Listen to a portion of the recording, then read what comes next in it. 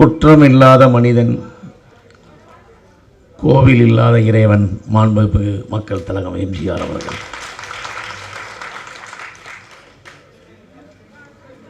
மேடையில் அமைந்திருக்கும் அனைவருக்கும் என்னுடைய பணிவான வணக்கம். இருக்கையில் அமைந்திருக்கும் உங்கள் அனைவருக்கும் என்னுடைய பணிவான வணக்கம். டிஜிட்டல் அப்படிங்கிற ஒரு வார்த்தை இந்த லேட்டஸ்ட்டாக கொஞ்சம் காலமாக தான் இருக்குது. ஆனால் மாண்புமிகு மக்கள் திலகம் எம்ஜிஆர் அவர் முகத்தை பார்க்கும்போது டிஜிட்டலுங்கிறது அங்கேருந்து தான் வந்ததுங்கிற மாதிரி தான் என்னுடைய கற்பனை. நான் நிறைய ஃபங்க்ஷனில் அவரை பற்றி நிறைய சொல்லியிருக்கேன். இப்போது சமீபத்தில் ஒரு ஷூட்டிங் போனேன் தேனி பக்கத்தில். அதுக்கு முன்னால் மயில்சாமி அப்படிங்கிறதுக்கு ஒரு காரணம் வேணும்ல. ராமசாமி பையன் மயில்சாமிங்கிறது எனக்கு பெருமை இல்லை. மாரக்காவுடைய மகன் மயில்சாமிங்கிறது எனக்கு பெருமை இல்லை. கீதாவோட வீட்டுக்கார் மயில்சாமிங்கிறது எனக்கு பெருமை இல்லை. அன்போட அப்பா மயில்சாமிங்கிறது எனக்கு பெருமை இல்லை. மாண்புமிகு மக்கள் திலகம் எம்ஜிஆரின் ரசிகன் பக்தன் அங்கிறதே எனக்கு பெருமை.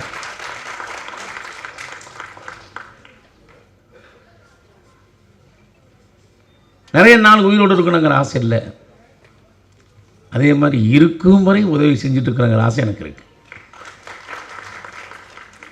சரத்குமார் சாருக்கும், சத்யராஜ் சாருக்கும், பி வாஸ் சாருக்கும், மறைந்தாலும் உள்ளத்தில் வாழ்ந்து கொண்டிருக்கும் விவேக் சாருக்கும் அப்பப்போ ஃபோன் பண்ணி யாருக்காவது பிரச்சனை உதவினா நான் ஃபோன் பண்ணுவேன், எனக்கு பண்ணுவாங்க. அதுக்கு காரணம் என்னை பற்றி எல்லாத்துக்கும் தெரிஞ்சிருக்கும். அந்தளவுக்கு தான் இருந்திருக்கிறேன். இப்போ தேனிங்கிற ஒரு படத்துக்கு ஷூட்டிங் போகும்போது இப்போது ஒரு 2 வாரத்துக்கு முன்னால் கரட்டப்பட்டின்னு ஒரு ஊர். அவர் வைரமுத்து சாருடைய அம்மாவுடைய ஊராது. அவர் படித்த ஸ்கூலுக்கு முன்னால் தான் ஷூட்டிங்கு. ஒரு காட்சி ஓப்பனிங் ஃபஸ்ட்டு அன்றைக்கி இருக்கிறாங்கன்னு வச்சு டைலாக்லாம் சொல்லிட்டாங்க, மனப்பாடம் பண்ணிகிட்டு இருக்கேன். பின்னால் ஏதோ ஒரு சத்தம், அந்த பாத்திரம் இதெல்லாம் உருட்டுற மாதிரி. யார் உருட்டுறாங்கன்னு பார்த்தா ஒரு வயசான அம்மா ஏதோ உருட்டிகிட்டு இருக்கு. அப்போ நான் அசிஸ்டன்ட் டைரக்டர் கூப்பிட்டேன். டைலாக் பேச முடியல, அந்த அம்மா ஏதோ உருட்டிகிட்டு இருக்காங்க, அது என்னென்னு போய் பாருங்கள் அப்படின்னு. மறுபடியும் அந்த டேக் போடுறது மறுபடியும் உருட்டுறாங்க. அப்போ நான் அந்த அம்மாவை பார்த்தோன்னா அந்த அம்மா சைகையில் சொல்கிறாங்க, காசு காணோம் அப்படின்னாங்க. நான் சொன்னேன், கிடைக்குமா கவலைப்படாதீங்க அப்படின்னு. 1000 ரூபா அப்படின்னாங்க. அதுக்கப்புறம் கிடச்சிச்சு போல இருக்குது. என்கிட்ட சொன்னாங்க, நீ சொன்ன மாதிரி கிடச்சிச்சு, நான் 1000 ரூபான்னு சொன்னேன்ல, 2000. வயசு 96 வயசு இருக்குங்க. அது வரைக்கும் எனக்கு அந்த அம்மாவை பற்றி பெரிய இதெல்லாம் எனக்கு தெரியல. என்னுடைய காரில் நான் எம்ஜிஆர் ஃபோட்டோ வச்சுருப்பேன். முன்னால் பின்னால் எம்ஜிஆர்னு எழுதியிருப்பேன்.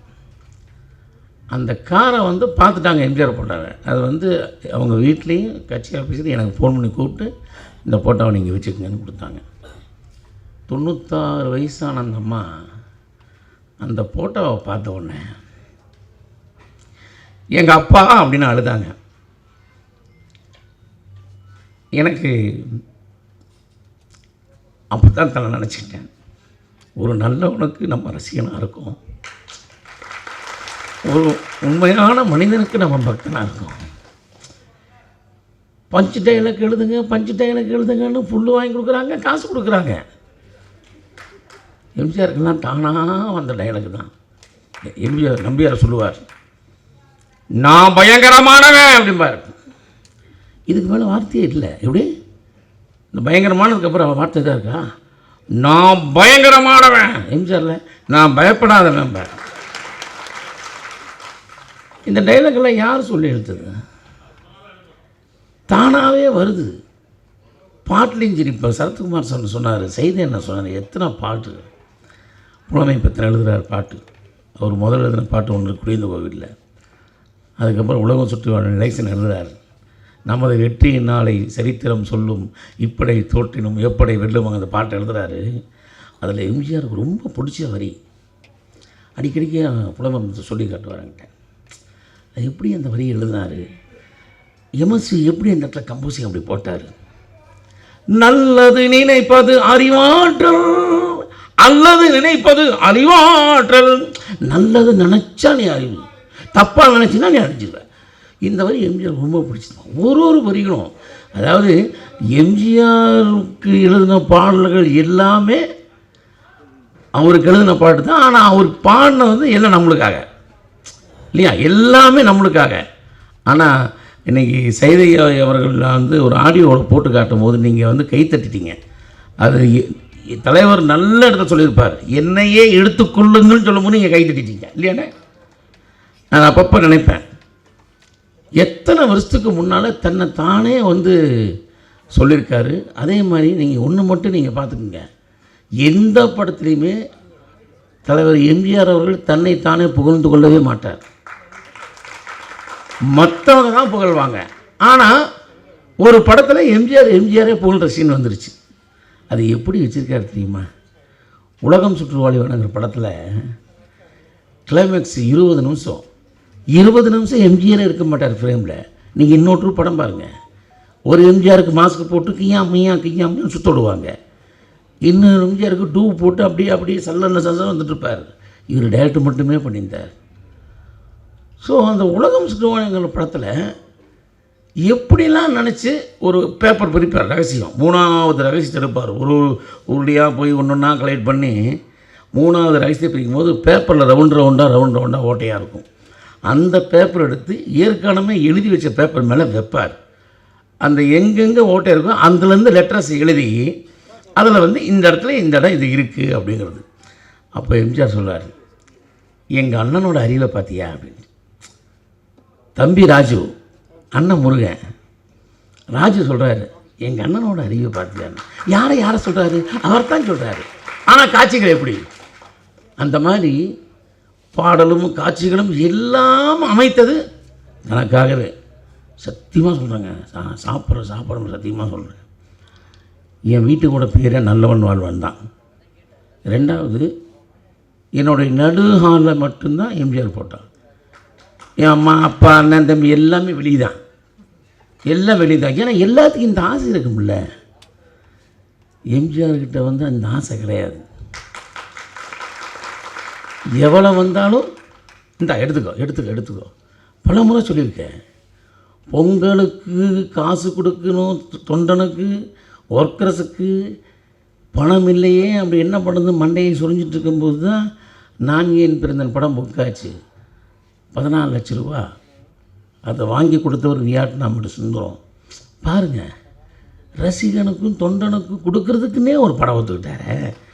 இன்றைக்கி எத்தனை கோடி வாங்குறாங்க, என்ன பண்ணுறாங்க? இந்த கோடியிலேருந்து அந்த கோடி வரைக்கும் கோடி தான். ஆனால் உங்களை பற்றி சொல்கிறதுக்கு ஒரு விஷயம் இல்லையே. 35 வருஷம் கழிஞ்சு நாங்கள் சொல்லிக்கிட்டு இருக்கோம்ல. இன்றைக்கு நினச்சா கூட இல்லைம்மா, நம்ம மாறிடலாம்மா, நம்ம அங்கே போயிடலாம். உயிரோடு இருக்கும் வரை செய்தி அவர்கள் சொன்ன மாதிரி, சரத் அவர்கள் சொன்ன மாதிரி, எங்கள் உயிர் மூச்சு ஒன்லி ஃபார் இந்தியா. நான் எங்கள் அம்மா எங்கள் அப்பாவையும் வெளியே தான் வச்சுருக்கேன்னு சொல்லிட்டேன். ஏன்னா தர்மம் சிந்தனை இருக்கணும் மனுஷனுக்கு. என்ன பாட்டுங்க, கண் பூன போக்கினே கால் போக்கலாமா. அதில் ஒரு வரி ஒரு மனுஷன் எழுதுக்கேன், திருந்தாத உள்ளங்கள் இருந்தின்னாவும் வருந்தாத உருவங்கள் பிறந்தின்னாவும் இருந்தாலும் மறைந்தாலும் பேர் சொல்ல வேண்டும். எங்கள் எம்ஜிஆர் போல யார் என்று ஊர் சொல்ல வேண்டும் என்பதற்கு மிகப்பெரிய உதாரணம் இதுதான், வேறு எதுவுமே கிடையாது. நான் யார்கிட்ட போனாலும் சரி எம்ஜிஆரை பற்றி மட்டும்தான் கேட்பேன். சார் உங்களுக்கு ஏதாவது எம்ஜிஆரை தெரியுமா? எல்லாத்துக்கிட்டையும் கேட்பேன். அதில் எம்எஸ்சியை நான் விடவே இல்லை. விஸ்வநாத் சாரை எப்பப்போ பார்ப்போனோ அப்போல்லாம் ஒரு விஷயம். அப்போது ஏற்கனவே சொன்னது தான். ஆனால் இங்கே சில ரசிகர்லாம் புதுசாக வந்திருப்பீங்க. வெளிநாடு போய் ஒரு பெரிய டேப் ரெக்கார்டை வாங்கிட்டு வந்துட்டார். யார்? விஸ்வநாத் அண்ணன். நல்லா சில்வர் கலரில் இவ்வளோ பெருசு. அதை பார்த்த உடனே வெளியே யாரும் போக மாட்டாங்க, எல்லாம் அதையே பார்த்துட்ருப்பாங்க. இப்படி ஒரு டேப் ரெக்கார்டா அப்படின்னு. அதை திறந்தா மெதுவாக வரும். அதை தேட்டரில் வச்சாச்சு, ரெக்கார்டிங் தேட்டரில். ஒன்றே வாசிக்கிறவங்களாம், என்னென்ன புதுசாக வாங்கிட்டு வந்திருக்கேன், சின்ன ஒரு ரஸ்தை போகிறேன், அப்படியா இந்த பாட்டெல்லாம் நீங்கள் கேளுங்க, ஃபஸ்ட்டு கேட்டுப்போம். அப்படி போட்ட உடனே நிலவு ஒரு பெண்ணாகி ஆகி ஆகி போகுதான். நான் சுற்றி இவ்வளோ பெருமை ஆமாம் சின்னவர் போட்டு அப்படியே மயக்க போகிறேன். ஒன்று எம்ஜிஆர் வந்தான். என்னப்பா ஏதாவது சிட்டு கேள்வி விட்டாமா ஆனால் பாட்டு கேளுங்க பாட்டு நிலவு ஒரு பெண்ணாயா. சரி சரி நம்ம செட்டு எடுத்துக்கலாம். தலைவர் சொல்கிறார் முத்துக்கிட்ட நான் டெல்லி செட்டுன்னு சொல்லுவாங்க. அதை அவன் தோணே பட்டாக்குன்னு முடியும். அதில் போட்டார் நிலவு ஒரு பெண்ணாகி. Super super. என்னென்ன நான் அதில் போட்டு கேட்குறேன், நீங்கள் இதில் போட்டு கேட்டு சூப்பர்ன்றீங்க. ஐயோ என்னுடைய ரசிகை நான் ரிக்ஷா ஓட்டுறவன், போஸ்ட் ஓட்டுறவன், கஷ்டப்படுறவன், டீ கடையில் வேலை செய்கிறவன், தொழிலாளி, அவன்லாம் இதில் தான் ஏன் கேட்பான்.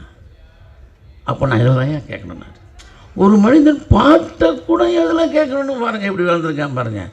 அப்போது அந்த மனிதனுக்கெல்லாம் நாம் ரசிகன் பக்தன் சொல்கிறது இதை விட பெருமை என்னங்க வேணும். நீங்கள் ரோட்டில் நீங்கள் நடந்து போங்களேன், சத்தியமாக சொல்கிறாங்க. ஆனால் லைஃப்பில் வந்து ரொம்ப எங்கள் அருணாச்சலம் ரோட்டில் தான் ஒருத்தர் கால் இல்லாதவர் வெறும் எம்ஜிஆர் போட்டாவே ஒட்டி வச்சுப்பார் வண்டியில். யார்கிட்டையும் கை நீட்டி கேட்க மாட்டார். நான் சொன்னேன் ஒரு படம்லாம் நீ பார்த்துருக்கியா? எதுக்கு ஒரு படமாக ஒட்டியிருக்கேன்? இதை ஒட்டுனதுனால தான் நான் கேட்காமே எனக்கு காசாக வந்து கொடுக்குறாங்க. என்ன வரி பாருங்க, இதை ஒட்டினதுனால நான் கேட்க வேண்டிய அவசியமே இல்லை. தீபாவளியை நான் வேட்டி கொடுக்குறாங்க, பொங்கலை நான் சட்டையை கொடுக்குறாங்க, டெய்லி செலவுக்கு பணம் கொடுக்குறான். ஒருத்தர் மதியமாக ஞாயிற்றுக்கிழமை நான் பிரியாணி வாங்கி கொடுக்குறேன், லிஸ்ட்டு சொல்கிறாங்க. அப்போ யோசனை பண்ணி பாருங்கள், அவர் போட்டால் ஒட்டினதுனால வாயை திறந்து ஐயான்னு கேட்க வேண்டிய அவசியம் இல்லை. ரோடில் நடந்து போகும்போது எங்கேயாவது போகும்போது நீங்கள் எம்ஜிஆர் ரசிகன் சொல்லி பாருங்க, தனி மரியாதை உண்டு. அதை நான் மால் தட்டி சொல்லுவேன். இன்னைக்கும் ராமசாமி மகன் பெருமை அல்ல, மயில்சாமி எம்ஜிஆர் பக்தன் என்பதே எனக்கு பெருமை பெருமை பெருமை. இந்த மேடையில் இப்படி ஒரு வாய்ப்பு கொடுத்த சித்ரலட்சுமணன் அவர்களுக்கும் இந்த மேடையில் அனைத்து பெருமைகளுக்கும் நான் உடனே தெய்வமாக நினைக்கிறேன். நன்றி, வணக்கம்.